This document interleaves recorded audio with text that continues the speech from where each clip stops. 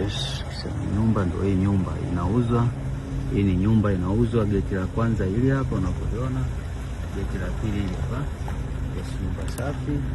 Nyumba ina apartment, ni apartment safi kabisa, ziko mbili zinauzwa. Mwenye nyumba anaenda Ulaya kabisa, anaondoka. Yes, nyumba kabisa tujuze hizi nyumba safi kabisa, bado tuko PPF, maeneo mazuri.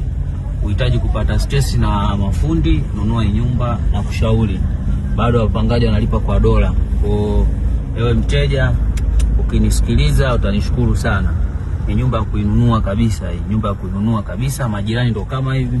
Ya neighborhood ya kibabe, neighborhood ya kibingwa kabisa. Ya kama unavyoona, eneo safi, eneo mazuri. Bado tuko PPF. Mji umepangilika kabisa. Sina shaka kuhusu mji, sina shaka kuhusu eneo PPF.